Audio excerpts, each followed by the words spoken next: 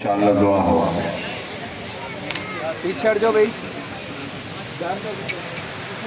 نحمده ونصلي على رسوله الكريم. أما بعد فأعوذ بالله السميع العليم من الشيطان الرجيم. بسم الله الرحمن الرحيم. اللهم لك الحمد كما ينبغي لجلال وجهك وعظيم سلطانك. اللهم صل على محمد وعلى آل محمد أفضل صلواتك في عدد معلوماتك وبارك وسلم. برادران اسلام، چناب نگر جو قادیانیوں کا گڑھ ربہ کے نام سے 37ویں ختم نبوت کانفرنس یہ سال گولڈن جوبلی کے ساتھ، اور آپ صبح سے اب تک اس کانفرنس میں شریک، میں آپ کو اپنے دل کی گہرائیوں سے خراج تحسین بھی پیش کرتا ہوں. اور حضرت مولانا شبیر احمد عثمانی صاحب دامت برکاتہم عالیہ اور ان کے فعال فرزندان جو اس دھرتی پر بڑے جذبے کے ساتھ اور اخلاص کے ساتھ 42 سال سے ختم نبوت کے مبارک مشن میں ہیں، آپ سب مل کر میرے نعرے کا جواب زور سے دیں. نعرہ تکبیر. مجھے مزہ نہیں آیا، میں مدینہ منورہ طیبہ طیبہ دیار حبیب گنبد خضرا کی رونق کی بہاروں سے آیا ہوں، اور میں آپ کا سلام بھی وہاں جا کر پہنچاؤں گا، مگر چاہتا یہ ہوں کہ آپ نعرے کا جواب پرجوش آواز کے ساتھ، جو بیٹھے ہیں وہ قریب آ جائیں، کھڑے ہو جائیں اور نعرے کا جواب اس طرح سے دیں کہ گولڈن جوبلی جس میں 7 ستمبر 1974 میں قومی اسمبلی میں جب یہ قانون پاس ہوا تھا اور ذوالفقار علی بھٹو نے اس پر سائن کیے تھے، یحییٰ مختار اٹارنی جنرل نے اس کے تمام تر جتنی بھی کارروائی تھی ان کو قلم بند کیا تھا. عبدالحفیظ پیرزادہ وزیر قانون تھے، انہوں نے سرکاری طور پر اس بل کو پیش کیا تھا، جبکہ مولانا شاہ احمد نورانی رحمت اللہ علیہ نے پرائیویٹ بل پیش کیا تھا. حضرت مولانا مفتی محمود صاحب نے اور تمام اکابرین نے، چودھری ظہور الہی نے، اس کے علاوہ پروفیسر عبدالغفور نے، میں کن کن کے نام لوں جنہوں نے اس پر دستخط کیے تھے. اور پھر مرزا ناصر کے ساتھ مولانا مفتی محمود صاحب نے سوال و جواب کے ساتھ اس کا محاسبہ کیا تھا.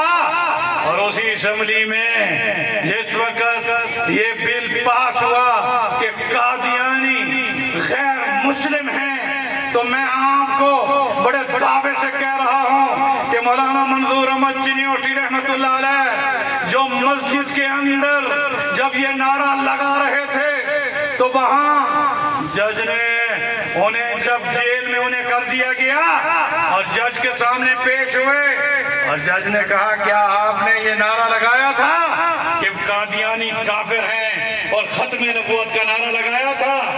آپ نے فرمایا لگایا بھی تھا اور اب بھی لگاتا ہوں، تاج و تخت ختم نبوت. اس نے کہا اب 1 مہینے کے بجائے 2 مہینے. اور نے کہا اچھا 2 مہینے. ایک نعرے پر آپ کے سامنے پھر کہا تاج و تخت ختم نبوت. انہوں نے کہا 3 مہینے. پھر آپ کٹھیرے میں کھڑے ہو کر کہا تاج و تخت ختم نبوت. اب یہ نعرے لگتے گئے، وہ 1 مہینہ بڑھاتا گیا. کٹھیرے میں جو رجسٹرار تھا اس نے کہا یہ ساری زندگی جیل میں رہنی پڑے گی، آپ یہاں سے ہٹیے.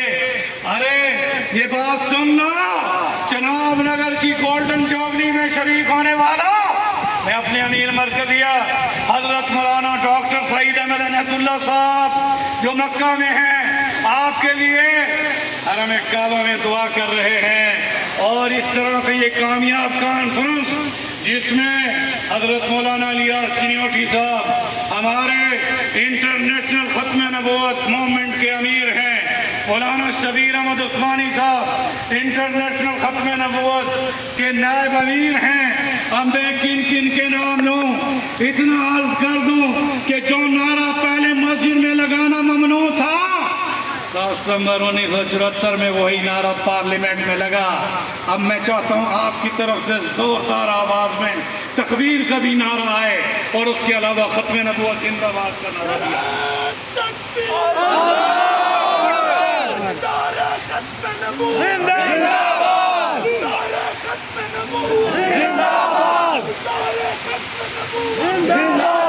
میرے دوستوں اور بزرگوں، میں اس موقع پر ہماری یہ جدوجہد آج کی نہیں ہے. ریاست مدینہ میں خلافت صدیقی میں جس شہر مدینہ میں رہتا ہوں، میں سوچتا رہتا ہوں کہ بدری صحابہ، احد کے غازی، خندق کی کدال اٹھا کر خندق کھودنے والے صحابہ، 25 غزوات کے غازیوں کو ابو بکر رضی اللہ تعالیٰ عنہ نے خلیفۃ الرسول نے مدینے سے مسلمہ کذاب کے خلاف یمامہ بھیجا تھا.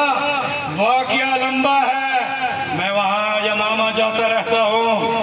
یمامہ میں جب سڑک کے درمیان 2 طرف قبرستان ہے، اس طرف بھی قبرستان ہے، اس طرف بھی قبرستان ہے، اپنے اکابرین کے سامنے اپنے احساسات بتاتا ہوں. وہاں میری آنکھوں سے آنسو ٹپکتے ہوئے ان شہدائے ختم نبوت کو، جنہوں نے مسلمہ کذاب کو جہنم رسید کیا تھا، ان صحابہ میں 55 وہ صحابی ہیں جو